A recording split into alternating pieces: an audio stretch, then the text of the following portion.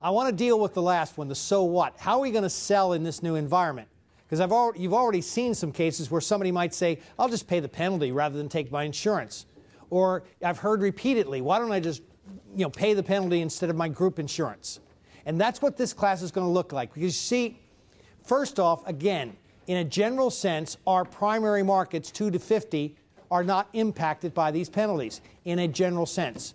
As you've seen with that minimum threshold of minus 30 in most of the penalty calculations, I'm almost on pretty good solid ground that if I truly, absolutely positive, really do have only 30 or less people working 30 hours a week for 120 days or more, I'm probably clean on everything at that point.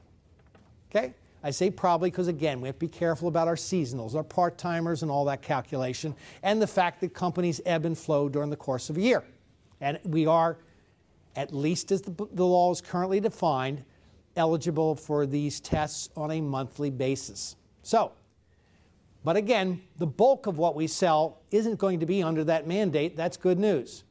We understand there's going to be some type of tax penalty on an individual, a citizen who doesn't get his insurance, or as on a group. And we understand it might be as much as $2,000 to $3,000. We understand individuals have to have it. Individuals have to do all this, and their penalty is going to vary from a flat tax $95 to 1% of gross adjusted incomes or whatever it may be. Average premium costs across the United States, this is obviously not California, across the United States is about $5,049, something like that. With the highest penalty an employer could pay, if we do our math, is probably around $2,049, something like that. Individual penalties, $95 to $695. No matter how I look at those numbers, if all I do is compare the probable or average premium in America against these tax penalties, I walk away saying, why buy coverage? Just pay the penalty. And that's what this course is all about, because it's not just that. If it was just that right now, why did they buy it now?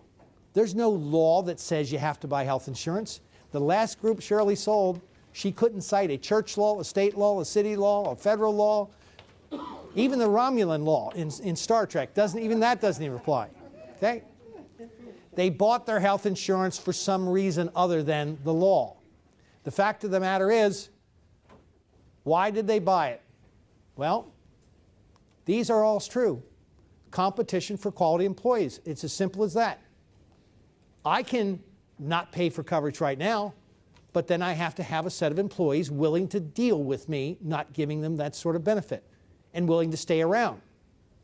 Transferring the coverage to the government doesn't change my ability to be competitive for employees. Secondly, I've got huge hidden costs that we're going to talk about. We've got hard actual costs that you haven't thought about and soft actual costs that we can argue over.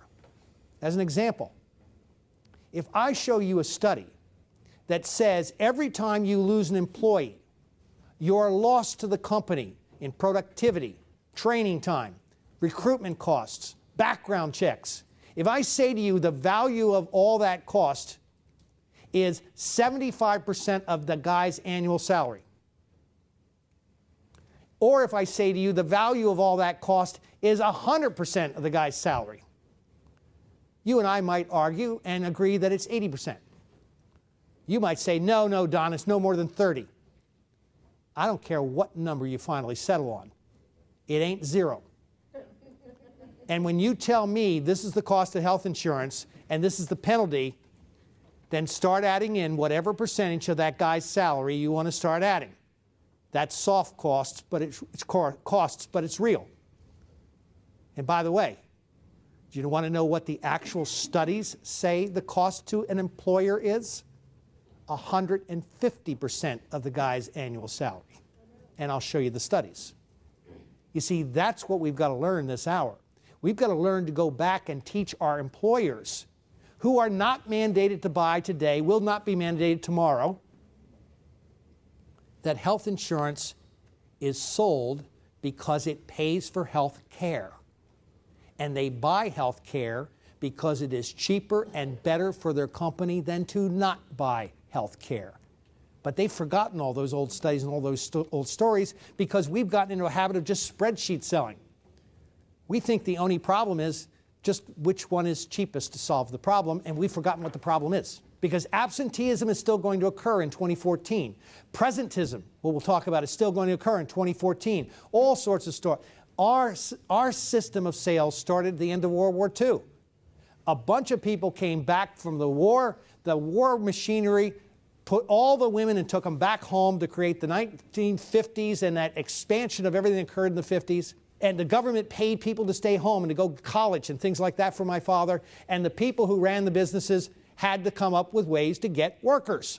It was just as simple as that.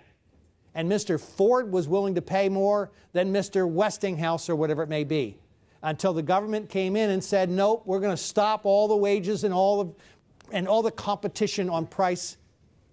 And we, literally we, the private industry, came up with the idea, fringe benefits, because it didn't fall under the codes of the federal government at that time. They couldn't stop us. And suddenly Mr. Ford decided it was competitive to get workers if he offered them health insurance. And Mr. Westinghouse did the same thing, but threw in pensions. And Mr. Ford added pension and threw in orthodontia.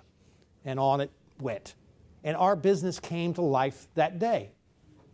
We intuitively know health care, offering health care at work, which is paid for by health insurance. I keep repeating that. We offer health care, we pay for it with insurance. That's what's offered at work, health care. We intuitively know it keeps workers. We intuitively know it recruits and retains higher quality workers, a different type of worker. Think about it a second.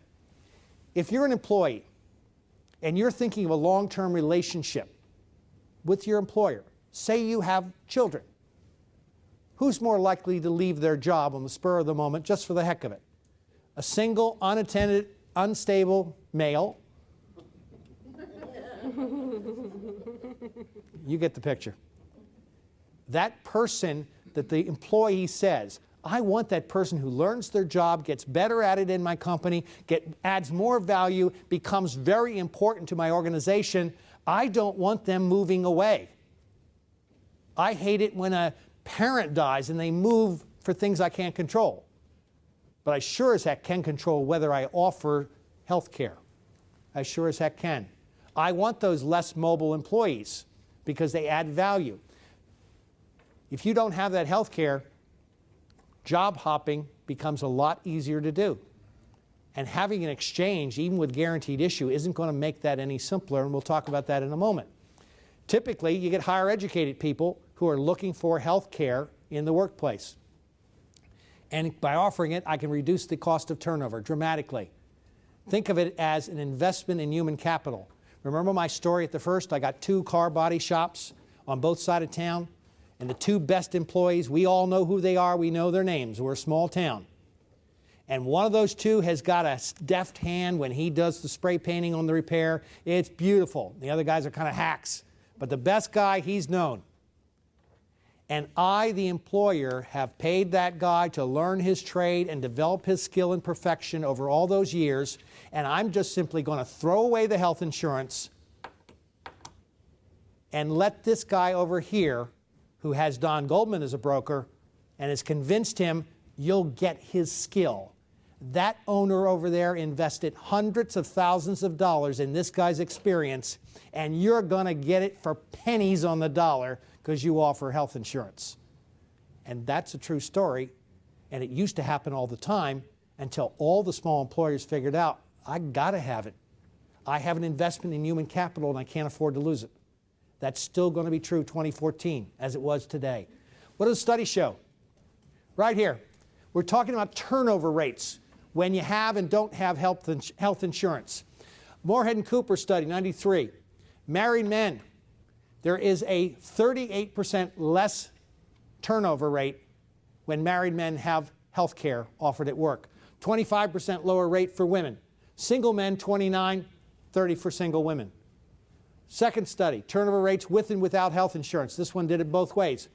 Turnover rates when insurance is involved, 35, almost double with companies without insurance, without health care. For women, again, same kinds of studies, almost doubled.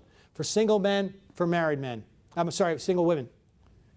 Consistently, every one of these studies showed the same exact thing. On this one measured just giving spouse the coverage. We suddenly went to 25 versus 30 when the average reduction rates fell, when the spouse was also offered coverage. I don't care if somebody says to me, so what? I'll double my turnover rate. What does it cost me? A lot. If you buy the study that it's 150% of cost, even a minimum wage type of person is going to cost you $15,000, $16,000, $17,000. I'm talking about the guy you just hired in the mailroom who just figured out the mail routes, how to sort stuff and deliver them into the various. He's still got to be retrained, replaced, a new person has to be found, and on and on and on. All sorts. The cost of finding job turnover. First, what do you think when you fire somebody? The next guy just walks up to the door and says, hi, I'm here, I'm skilled, I'm ready to go. You know it don't work. The cheapest I'm going to do is put an ad in the newspaper, so I got cost at that level. But the bottom line is, in most of the better companies, what we're talking about is somebody in HR or some paid recruiter going out and doing a job to get that person. And the higher skilled they are, the harder it is to find them, and the more you're going to pay HR or the recruiter to get them. Background checks and testing. Nah.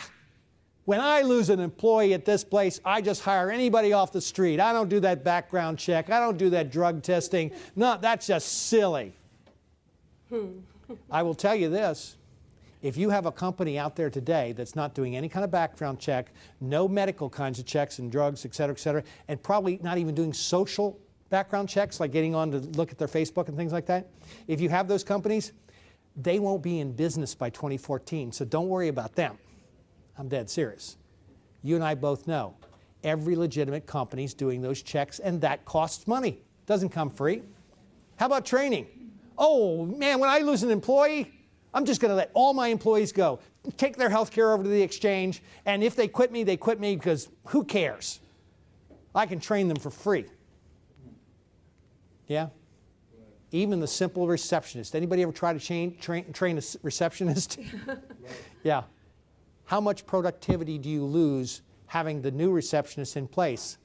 But I won't even talk about the fact that every position has to be integrated into the workplace. It isn't just training her to push the buttons on the thing.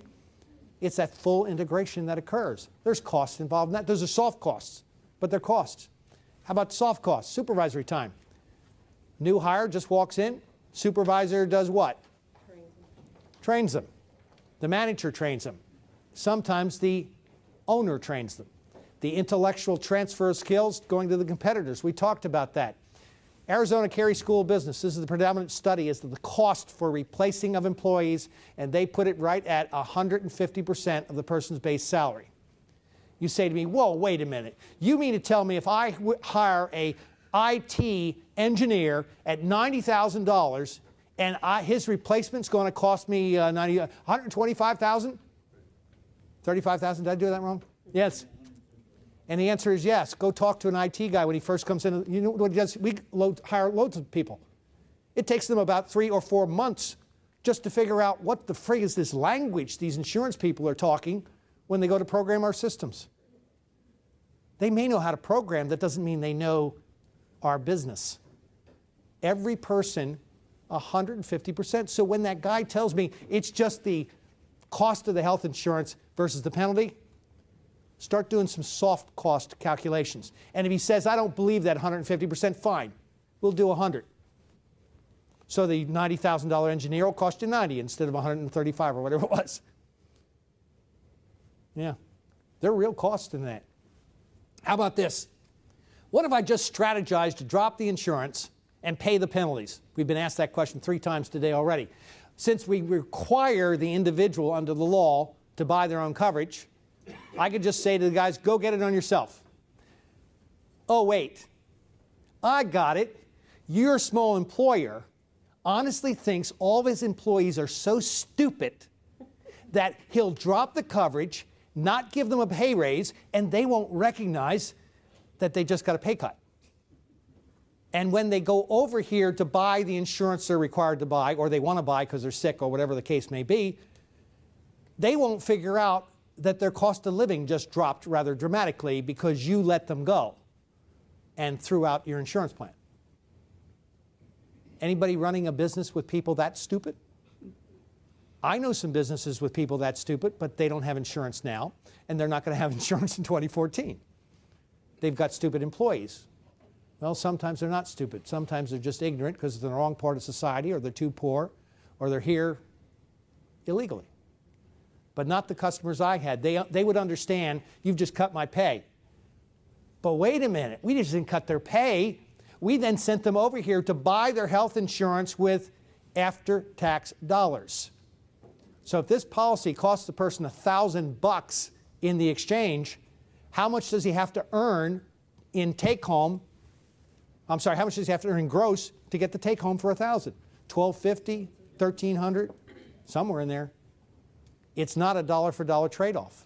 So that's a really good strategy. Just drop the insurance and pay the penalty and ignore losing the risk of losing the employee. Oh, I don't think you're going to let your employers do that. How about this one? If it's such a good strategy, do it right now. You'd save even more money. No chance of penalty or anything else. Would be great. Why wait for PPACA to kick in? You see, the strategy of dropping only works if you don't offer coverage now. If the employees are already abused to a point where they don't have that benefit, 2014 isn't going to change anything for them. But it's the people with the coverage that we're worried about. They're the ones that, here's maybe what we should do. We'll increase the guy's pay. In other words, I'm a smart small businessman, and rather than just cut everybody's pay by dropping health insurance, I will raise their pay so they can take their pay over to the exchange and buy their own coverage. And then I don't have any of the complaints and the problem, any of that sort of stuff. Do you think some guy might think of that? Yeah? Bonus them up, salary them up. Well, let's see. Oh, ding. You mean if I raise somebody's salary, first I have to raise their salary so that their post-tax dollars equals the cost of the policy. Otherwise, they get a pay cut. So transferring the $1,000 of cost over to there actually is going to cost me an increase of salary, $1,250, $1,300. Oh, yeah, we got all that really nasty stuff. Social Security matches, Medicare matches, FUTA-SUTA matches. Think any of these small businessmen are thinking about that just yet? We start adding these things. These are hard costs. Here's what he's saving on his premium. Here's the increase in salary. Here's the additional matching. And we're just going to start shrinking that difference that he thinks he's saving. And then we're going to cap it with those soft costs. And he's going to realize in the end, he's going to lose because there's more hard costs. What else? Workers' comp. Oh, that's right. Every time I raise somebody's salary. By the way, some of the meanest and nastiest guys I've ever had to sell health insurance was construction. Those guys would love to get rid of that stuff. Anybody know what the factors are for workers' comp on, say, roofers? 100%. Yep. 100%. And that's assuming nobody uses the workers' comp. You see, they think right now that they're running a wonderful workplace. Nobody's making a whole lot of claims any more than the obvious because they've forgotten that back in the 70s, people who didn't have health insurance walked through the front door of their business, and that's when they hurt their knee, their leg, their back, or whatever it may be.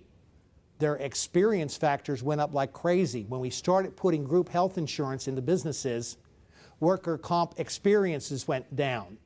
So hence, you had not only the factors, but also the experience. Huge difference. He forgets about this one. Most of us have got some kind of POP 125 or whatever it may be. So all the stuff he's paying, he's also getting the taxable and matching incomes down off those Section 125s and POP. That goes out the window when he throws the employees over there. That's more tax he'll be paying. How about this one on the individual? The individual says, well, yeah, I'll just pay the 1% gross of $700 or 95 or whatever it may be, and I'll have guaranteed access. Remember, we promise you enter into the top of the portable and you're guaranteed issue with no pre-existing conditions. Isn't that wonderful? Well, for starters, how does it affect the employer? The hidden costs. Well, let's think this through. We already know the story about Monday morning workers' comp. Because if I go over here with my salary that you've increased, who's going to make me spend it on health insurance?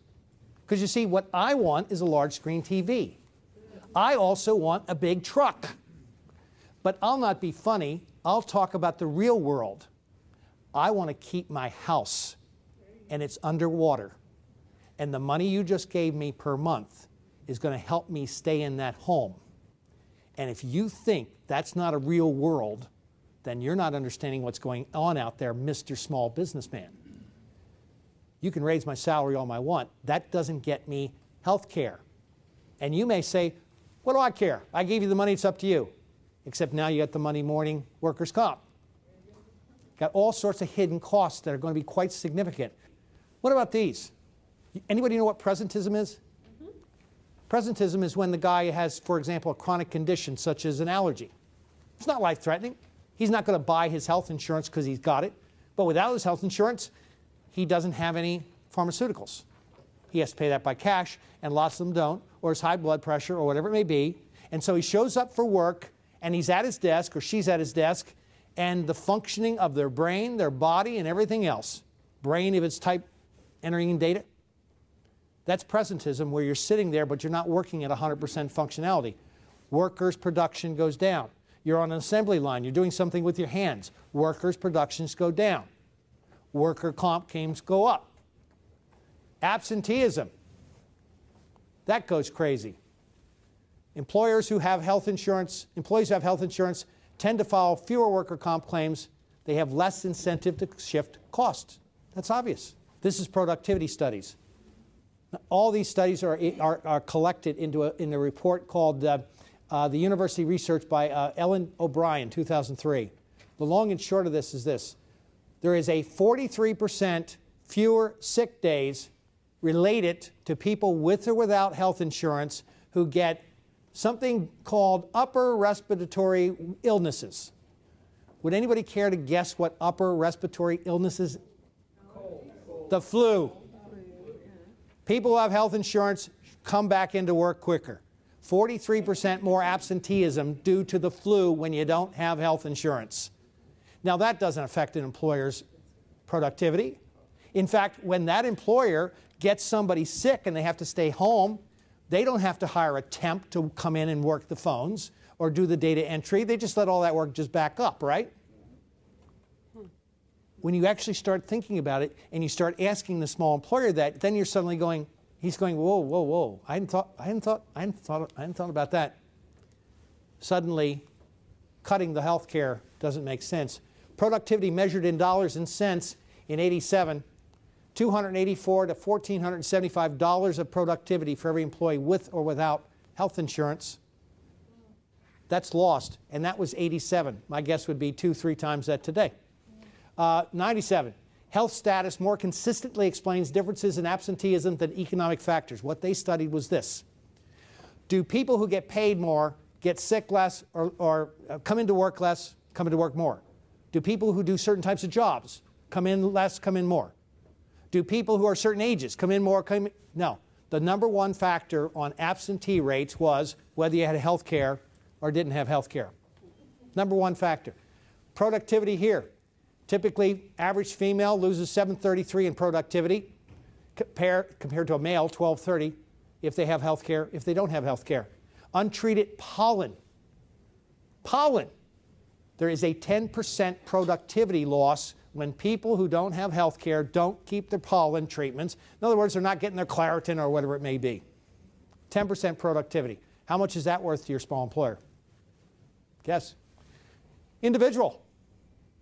Let's assume you have individuals who are saying, I'll pay the tax instead. What's the problem for that person? Number one, big deal. It's guaranteed issue. I get sick, they have to cover me. They have to take me and have to pre-exist to cover me.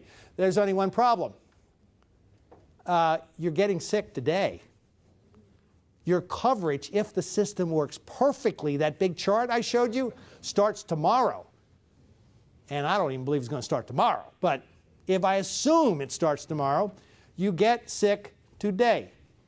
Now, if I get the flu, am I going to rush out and buy health insurance tomorrow at the exchange? No. Who's going to rush out and buy health exchange insurance tomorrow if they don't already have it? cancer, emergency room. So that heart attack you just had today is going to be covered on a pre-X condition, but you spent the money in the emergency room last night. Payments start tomorrow. That cost is yours. Big difference. You're going to be assigned to the emergency room. By the way, it also means if you're as an individual, if you're just paying the penalty instead of the care, you've got no preventive, your chronic ongoing is not being covered until the day you buy the stuff. Got a real problem. No RX. No RX coverage. And of course, as we know from last time, there's the numbers on the emergency room. The individual who says he's going to release his employees, raise their penalty, pay all the differences we've talked about, risk having his worker comp come up, send his people over there, hopefully they buy, but if they don't, that day they're sick, they're going to be in the emergency room, and we're looking at 15-hour wait time. By the way, if an emergency room has a 15-hour wait time, what do you think the max is? Don't even want to think about it, do you? Yeah, don't even want to think about it. We are short 2/3. We have 2/3 less emergency rooms than the rest of the country. By the way, the lady, the office manager, divorced husband, 2 kids. You gave her the raise, did away with your health care, told her to go buy her insurance. She's trying to stay afloat on the house, is spending the money for the house payment, not for health insurance, and her 2 kids get sick. Routine kinds of common sickness. She has no health insurance, no assigned doctor, and where is she? Yeah. Instead of being at work. And you don't think absenteeism is going to go up? It's going to skyrocket. You see, here's what happens in the ER. And if you don't believe me, send your owner down there. You go into the ER, guess who gets treated first? Obvious. Knife stuck in the, gunshot through the head. You're only experiencing pain in the chest. Might be indigestion, might be a heart attack. But either way, the guy bleeding and you're not messing up the floor, you go to the end of the line. It's triage. Most common errors. Misdiagnosis, failure to diagnose, inappropriate follow-up. It is systemic in emergency rooms. Emergency rooms are designed to be emergency rooms, not to deal with ongoing chronic chest pain. That might be indigestion or it might be the preset of a heart attack. They're not designed to do that. The bottom line is you get more errors. 98,000 people a year die in the emergency room from common errors that are made that would not be made if you had a regular doctor with a regular doctor visit. That's not what the emergency rooms are for. Journal of National Medical Association gives us these studies. In emergency room where children are the patients, 54.4% of the charts for those children patients show 15 of the most common errors in diagnosis. You know what happens when the emergency room misdiagnoses the kid? And of course, I'm saying a mild misdiagnosis, not a death. I'm talking about what's the human condition when the kid gets misdiagnosed. What happens to the mom the next day when the kid's still sick? Misses work, goes back to the emergency room. That's the human condition. It's not the economics, it's the human condition. 30% fewer emergency rooms in California in the last 20 years. Worse than that, 73% of the ERs report on-call physicians that simply will not come in. If you've got a client who's a doctor, ask him. He has rights at a hospital, and when he's free, he turns that phone off because a regular doctor just does not want to go into the emergency room even when called. The typical ones, orthopedic surgeons, I love this, neurosurgeons, no way, trauma surgeons, hand surgeons, OBGYN. You see, why wouldn't an OBGYN go to the emergency room for Pete's sake? Use your brain. Why won't an OBGYN go to the emergency room? He's going to be delivering a baby under the worst possible condition, under the worst medical practice conditions, meaning he's exposing himself to all sorts of insurance issues. So they just don't go. They don't answer the phone. It's systemic. Waiting to get coverage to the last minute. There's the Massachusetts numbers. You saw these earlier. Even in California, we haven't even gone to Massachusetts yet, 68% of our doctors will accept Medi-Cal, which means 1/3 of our doctors won't take Medi-Cal. Those small companies with low-paid employees that ship their people over to that side, those people, being low income, may very well end up with the Medi-Cal doctor that doesn't exist in certain parts of the county. And he's going to have that problem with his workforce. What about guys who don't cover right now? They don't cover their people now, they're not going to be a prospect under 2014. Just simple as that. If your example is, why would he buy it under 2014 instead of paying the penalty? Have him pay the penalty. Because he's paying nothing now, at least he's better off in terms of helping us. He puts money into the system. Now, people who begrudgingly cover, you've got to make them sure they understand the reason of why they do it. What they're paying for is health care through a health insurance system. They're paying for it for people because it's good for their productivity. It's good to reduce absenteeism. It's good to reduce presentism. It's good from a social standpoint. He thinks that somehow he'll save a whole bunch of money, but the hard costs of retraining, hiring, the hard cost of the increase if he offsets salary. You look at all those kinds of things, and you've got a great story to tell that small employer. That's what you're a salesperson. Do it. It's considered good business. He still will be in business. And if he thinks ditching all those people to the exchange will make all the problems go away, if he thinks he won't have to listen to employees talk about not getting doctor's appointments, anybody ever have a client say to you that his people were all upset because they had to wait 3 days for a referral? What was the average wait time for a person without a doctor pre-assigned on a private plan in Massachusetts for, say, family practice? Anybody remember what it was? 45. Yeah, it was in multiple. Yeah, and you don't think the employees are going to be in here screaming at you? Yeah, they will be. What about the cost of penalties? Obviously, it could be very illusionary unless you're willing to stick it to the employees. You got all those extra costs, but how about this one? My employees, I'll never have to worry about the cost of health care going up anymore. Only if your employees are stupid. Because if you give them $1,000, which now costs you $1,300, for him to go over here and buy his $1,000 policy, and assuming he actually does it, so you don't have the presentism, apatism, all that, he actually buys the policy. Do you think the rates over here are going to be frozen for time immortal? And when his rate goes up to $1,200, isn't he sooner or later going to figure out, I just took a pay cut? And doesn't that become a point of contention in terms of you trying to make him whole year by year? You've just transferred and cost yourself a bigger increase, because a $200 increase in the health care plan is deductible and you don't have to match. The salary's deductible, but you got to do all that matching. It'll cost you more, not less. Yeah, more, not less. If the state, I think our state's going to do fine, I really do. I think we're going to have alternative markets, and that's going to be good. But if the state did things that make the exchange become financially unviable, and suddenly one day, as Judy asked, it just goes out of business, here's what I think is going to happen. Because I think people are fair, basically fair, particularly employees in small businesses. I think they're going to be paying $1,000 a month for their plan because he gave them a $1,000 raise. And when the plan doesn't exist, if it goes unviable, he'll simply come back over here and he'll say, well, I don't have health insurance anymore. And the small businessman will go, dang, we'll have to put it back in. And of course, everybody will accept a cut in their pay to pay for the new health insurance plan. No? No. Hold on to that thought. That's a one-way decision. If he raises salaries to compensate for the guy going and buying his own plan, if that guy can't buy his own plan at a later date and it falls back on top of this small employer, his ability to cut back those salary increases he gave are zero and none. You know it, I know it, and he'd be kidding you if he didn't know it. That's a one-way decision. Better be sure. Underlying costs will go up no matter whether it's salary or otherwise. Well, we can't raise pay. We don't have the recruitment and retention issues solved. We have so many indirect costs on all that. Morning workers' comp, reduced productivities.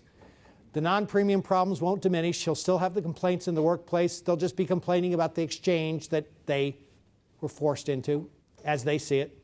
The state will have operational issues. Can you imagine the employee trying to make changes at the exchange or whatever it may be if it's not absolutely top rung? Yeah, it's just, it's going to affect. Yep. Well, got all these other things. What happens if everybody, all those small businesses, push all their people over there? Do we push the undesirable employees to the exchange?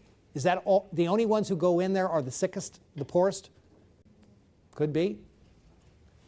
What about him? You see, at what point will he do something so that, say, 50% of his go over? And he's not going to get the penalty because he's under that 50 limit, but 50% of his people go over there, and he's more than happy to get rid of them until you, with the carrier, walk in and go, you're not meeting participation requirements anymore, so now your coverage goes. And by the way, you now get to go to the exchange. Yeah, he gets to experience firsthand. We could have all sorts of bad things happening in that category. Individual policies, you'll still have a market. Think about it. If I have a high-worth individual, not in a group, do I want to subject myself to the interview process that I'm going to have to do for the exchange? Probably not. Probably not. I may have to explain to that high-worth individual what is probably going to be the results of him going into that exchange, what he's going to have to deal with. But it still means I've got something to sell. I won't be out of business on an individual basis, and I sure as heck won't be out of business on 2 to 50 as long as I understand what I have to be saying to educate these clients. Now, there's going to be some situations, quite frankly, where individuals go to those exchanges. But we're still going to have all sorts of markets for supplemental policies, add-ons, whatever they may be. I'm not going to get rid of that. And quite frankly, let's admit it, this is one of the reasons why I'm pretty confident that we're going to make the right decisions in California. There are a whole group of people that we can't insure. We don't insure them now. They're typically at the lowest level income. And any way that we can get them out of paying zero in the emergency rooms to having some kind of coverage through an exchange or a subsidized program is probably an added benefit. Probably helps us in the long run. So there are going to be cases where Mike's going to simply say, you know what, this person really does need to be here. It's just like the healthy families. We don't get paid a whole lot for healthy families, but I got to admit there are some cases where you just, hey, that's the right place to go. So we do it. So that market is still going to be open for us. What are we going to do about it? 2014 is a long ways away. No, not really. When you start thinking, put yourself in the place of that small businessman. He's being told at the Kiwanis group and at the Chamber of Commerce meetings, he's being told all sorts of outrageous things, from things like you will be forced to buy it even though you only have 10 employees, which ain't going to be true in most cases. He's being told in some occasions that he'll just be able to get rid of all that problem and throw everybody in the exchange. He's being told all sorts of things. If you wait till December 2013 to start talking to him and reorient his thinking, you're going to have a real tough time making a living. You've got to be out there right now today. You've got to be saying, have you considered, as you think this thing through, as you think about your employees buying their own coverage, have you taken into account cost comparative analysis to see whether you're really going to save money? Are you really going to save the $10,000 or the 12 or the 8 for the health and care when you start thinking about what it'll cost you in real dollar terms and in soft dollar terms? You got to start having that discussion today. You got to start talking about terms of productivity. He's forgotten completely what workers' comp used to look like in the 70s. It doesn't even, it's long-term memory, gone. He has no idea. Some of us have the idea of what Monday morning workers' comp is, but I noticed when you said it an hour ago, a bunch of the other ones were going, what? Because we got health insurance. We go to the doctor on Saturday or the emergency room with our health insurance. We don't wait to get hurt at work, so to speak. We got to restart introducing these kinds of concepts. What about this? Certainly true that you'll be able to buy insurance after you get sick. And I'm being a little bit funny. But what kind of personal services agreement do you have with a physician in advance of buying your policy? In other words, you can buy a policy in Massachusetts today. You get your doctor appointment. If you're having a heart attack, either at the emergency room or with a 28-day delay, because that's how long delays are for cardiologists in Massachusetts. And all the states are going to experience that. There's only so many doctors, only so many panels. Once those panels get filled up, you're going to wait in line unless you have some sort of personal services agreement with a physician. Now, I got one. It's called an HMO. Yeah, my HMO works just fine, though. I am being serious. I have a private health care plan. That gives me rights to the doctor. But if I lose that, where's my rights? I'll just have to wait in line. What I want you to do, we're finishing up here. What I want you to do is to absolutely recognize you're not going to go out of business. For every person in our industry who's selling this stuff, who ain't in this room today, they're still going to be standing out there, and they're going to be saying the same thing a number of you said. Well, why don't they just pay the penalty? Read over that stuff. Get used to explaining, not to that guy, by the way. He's a competitor. Let him go out of business. It's okay. You want to be, the strong will survive. It's just like that. You will become the better competitor in this business because you're going to be able to articulate why giving up the insurance and letting the government do it or paying the penalties is not as simple as it sounds. It is a very expensive proposition in terms of all those hard and soft costs. So you start to memorize that thing. Don't get sucked into the paranoia. And if you do want to have some experience learning how to sell exchanges, contact your Cal Choice representative here, because that's a well-run, well-designed plan.